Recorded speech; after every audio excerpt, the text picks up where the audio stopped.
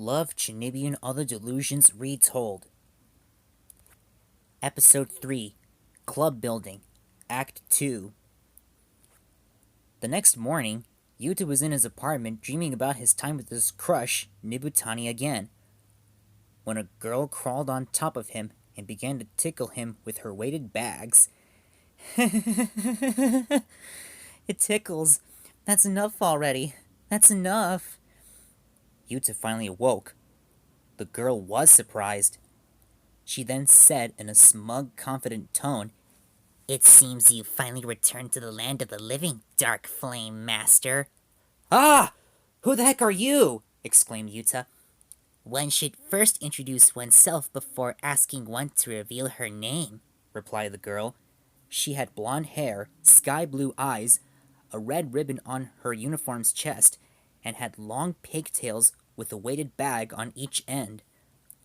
Yuuta took her long pigtails to his advantage and tied them to his bed corner. "It's just a joke! I give up! I give up!" exclaimed the girl. "Who are you?" asked Yuuta. "Please hurry and untie me first," the girl replied, and Yuuta did. She got up and introduced herself. "I am an agent of the Eye of the Wicked Lord, Rikka Takanashi's #1 servant, the one who wields the Mjolnir Hammer," the girl said as she swung her pigtails around. "Sanae Dekomori! Rejoice, for I have arrived!" exclaimed Dekomori, but Yuuta pulled out his model gun on her and said, "Go home," to try and scare her away. "Please unhand my loyal servant," said Rikka as she came in from Yuta's balcony. "Yuta's mind has been altered by the Administration Bureau's evil sorcery. He sometimes acts in a strange manner. You must forgive his error," she said to Dekomori. "So that explains it. His eyes seem especially dead and lifeless," replied Dekomori. "If you wanted to be shot, you should have asked," Yuuta said to Deko, trying to scare her again. "You naive fool! I am the great and powerful Sanae Dekomori! I shall restore your shattered heart and mind by force!" exclaimed Deko. She spun around and shouted, "Mjolnir Tornado!" But as she stopped, the pigtails continued flowing and tied her up like a hostage victim by accident. Deko dropped to the ground, squirmed like a worm, and then cried, saying, "Please help me." What an idiot. This girl's on a whole nother level, thought a shocked Yuuta. He and Rikka helped Deko get untied and she was free. "Thank you both. I am eternally grateful," said Deko. "You're welcome. How's the parallel world?" asked Rikka. "The flames of war continue to grow larger by the day. I, Dekomori, intend to land my strength in the front lines of battle to crush the enemy," said Dekomori. "I'm sorry for summoning you at this inconvenient time, but your assistance is crucial in locating the invisible boundary lines," said Rikka. Yuuta sighed. "Now that there's two of them, the craziness has gone to a whole new level," he said tiredly. Yuuta then noticed something off about Dekomori's outfit. "Isn't that the uniform of our middle school?" he asked. She laughed and said, "My uniform is a disguise for my true form that your dead eyes can't see." "You're really asking for it, aren't you?" said unamused Yuuta. "I first crossed paths with Dekomori about 2 years ago in the depths of the electrical ocean," Rikka said to Yuuta. "The resonating of my eye confirmed that she had been my servant in previous lifetimes." "Can't you just say you met her online like a normal person?" asked Yuuta. "I have brought Dekomori here to invite her to join our Far East Magical Napping Society. That makes 4 members," said Rikka. "However, since that still leaves us 1 member short," she then picked up and raised Chimera above her head. "They're not gonna allow a cat in class," said Yuuta. "Don't be ridiculous. We must secure our base first, and then you will retrieve Chimera after class," said Rikka. Later that day, Yuuta, Rikka, Dekomori, and Kumin were in Miss Nanase's office, curious if Chimera could be qualified as a club member. Unfortunately, "I'm sorry, but there's no way a cat can be recognized as an official club member," said Miss Nanase. "Despite appearances, Chimera is my loyal servant. He is exactly the same as Dekomori," said Rikka. "That's right. This creature is the same as I, the great and powerful Dekomori," she replied. "Don't be proud of that," said Yuuta. Wouldn't it be better to ask someone else to join your club? Asked Miss Nanase. There is another, though it is not visible to the mortal eyes, replied Rikka. There's a spirit that is always by my side, she said, pointing to me? Oh, yes, this is the truth, exclaimed Dekomori. Yes, Miss Nanase, it's really true, agreed Kumin. Please don't play along with them, let alone encouragement, exclaimed Yuuta.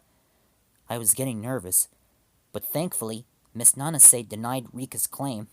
I then felt a sense of relief. After all, I could have sworn that I wiped Rikka's memory about myself in empty space. Weird. Anyway, Rikka tried another idea. How about there's another personality inside of me? Does that count? She asked. Rikka shuddered for a moment. Kumin, Dekomori, and Miss Nanase gasped. Wait, she's trying to emerge, said Rikka. And then it happened. Hola, pleased to meet you. My name is Catherine. I am the other personality living inside this girl. May I join this club? Asked Catherine with a Spanish accent. Miss Nanase, can I go home, please? Asked a fed-up Yuuta. But she was more interested and impressed with Catherine. Oh, how wonderful. What country do you come to us from, Catherine? She asked. Don't tell me you're buying this, said Yuuta. I was born into a privileged family in the 20th century in Mexico, and then I moved to the United States, and now Japan, said Catherine. Oh, hola, Catherine, said Kumin. You too? Exclaimed Yuuta. Pleased to meet you, said Catherine to Kumin. Miss Nanase then had an idea. ¿Qué opinas de Rikka? She asked Catherine. She tried to respond, but hesitated. What did you say? Asked Catherine.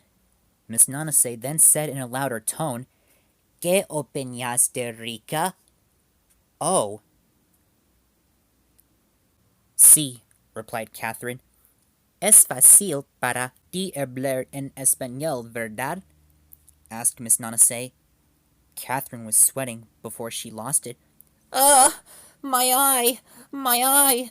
My eye is resonating! Moaned Catherine as she held her concealed one. I guess she's gone now, said Rikka. Well, I guess I can't recognize her as a club member after all, said Miss Nanase. Miss Nanase seems like an airhead, but she's eerily clever and smarter than she looks, thought Yuuta. But there's something I can do, she continued. Miss Nanase sent Yuuta, Rikka, Dekomori, and Kumin to a filthy club room for them to clean. It was littered with dust, papers, and empty boxes. So this is it, said Dekomori. I don't sense anything, but we can't let our guards down. Everybody stay on your toes, said Rikka. Your wish is my command, master, said Dekomori as she picked up a broom and spun it around. She swept the floor so hard and so fast like a lawnmower, the dust and dirt kicked up. Gotta sweep, sweep, sweep, exclaimed Dekomori. Yuuta and Kumin opened the windows to let the air out. It was nice of Miss Nanase to help us out. All we have to do is clean out this filthy room, and I just know she'll let us form our club, won't she? Said Kumin. You think so? Asked Yuuta. Because I get the feeling that we were skillfully taken advantage of. Then, there was gonna be a pretend fight between Rikka and Dekomori. They were each holding a broom. The time has come for me to test whether you are truly worthy of being my master, Rikka Takanashi, or should I say, Eye of the Wicked Lord? Shouted a confident Dekomori. But of course, replied Rikka. I would expect nothing less from a most powerful servant. Now, come at me! The duel circled around each other for a moment. They spun their brooms around and said, First level seal activated. Magical output increased. They charged and their brooms clashed. They then said together, Be banished from this world! Rikka removed her eye patch and I used my magic to change the scenery to a fantasy castle on a moonlit night. Something Yuuta and Kumin weren't aware of or saw. Only Rikka and Deku could see it. Rikka had her Avalon ready for battle, and Dekomori had her giant Mjolnir Hammer ready as well. Dekomori used Lunatic Mjolnir Crusher, but Rikka blocked it with Light Screen. Deko grew her mallet strong enough to shatter Rikka's defenses. Rikka had survived the hit and used Judgment of Lucifer. Deko tried to block it with Eternal Slavinsky Aldi, but Rikka's attack broke through her defenses and hit her. Deko used Royal Revolution as Rikka used Laplace's Fiore on each other. As they were about to clash, I snapped my fingers to remove the fantasy elements. But they continued to pretend fight each other that evening as Kumin was napping and Yuuta was doing all the work cleaning the club room. "Cut it out! Give me a hand, you two!" shouted Yuuta. That night, Yuuta, Rikka, Dekomori, and Kumin had finally tidied up their club room and went to Miss Nanase's office. "That certainly took a long time. Was it really that dirty?" she asked. "Not really. There were just some distractions," replied Yuuta. "Oh. Well, your hard work has finally paid off. Congratulations, you've got a club," said Miss Nanase. The quartet gasped. "You mean it?" asked Rikka. "Yay!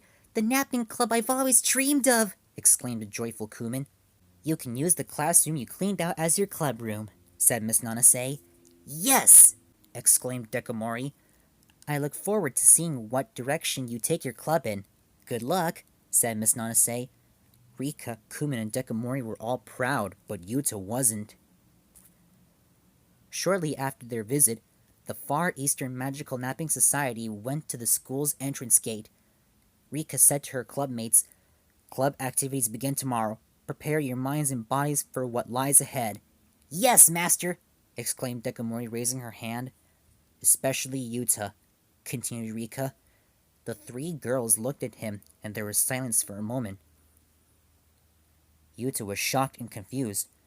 "I never said I was going to join the club." Rikka and Deko gasped. "Really? Tagashi, don't tell me. Have you been misleading me all along?" asked Kumin. "You know, you're starting to sound more and more like them every day," said an unamused Yuuta. He then noticed Rikka's sad expression. "Why do you look so dejected?" he asked, but Rikka looked away. Yuuta wondered why she cared so much if he joined or not. Gee, I wonder why too. Dekomori then comforted Rikka, saying, "Don't worry, master, I have just the thing." She donned her hypnotic dizzy swirl glasses and pulled out a big book covered in stickers and said, "In the secret script of the Mabinogion," she began to read, "I have read of a user of the flames of darkness who bends only to the will of the eye of the wicked lord." "Where did you find such a weird book?" asked Yuuta. "I, Dekomori, discovered this tome by the great and powerful magician Mori Summer in the depths of the electrical ocean. Contained in its pages are all the events that will occur in this world." She showed him the front cover of the Mabinogion. "That looks incredibly concerning," said Yuuta. "Wow, what an amazing book," said Kumin. "With this, all things can be understood," exclaimed Dekomori. She and her clubmates had no idea that a certain girl with a pink beret was watching them. The next morning, Yuuta went to room 1-4 and found Ishiki with his red electric guitar. "Ta-da! Sup? What do you think? I look super cool, don't I?" he asked. "Not at all. You can't just carry a guitar and suddenly be cool," said Yuuta. Now, there's no need to be jealous," said a flexible Ishiki. "Oh yeah, by the way, didn't you join some really weird club?"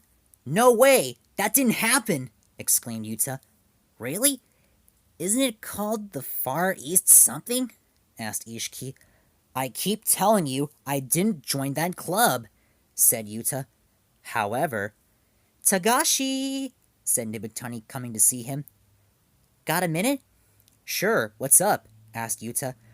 "I've really been thinking a lot about joining your club. It sounds like fun. I just submitted my entry form," said Nibutani. "What? No way!" exclaimed Yuuta. His heart was racing. "It's true," said Rikka, coming to see him as well. "To show our appreciation, I've taken the liberty of changing our club name." She rolled out a scroll that read, "Far East Magical Napping Society, Summer Thereof." said Yuuta. Oh, it's wonderful, said Nibutani. She then winked at Yuuta. He and Ishiki were shocked. Is this really happening? Thought Yuuta. Yes, it was. But that's a story for another time.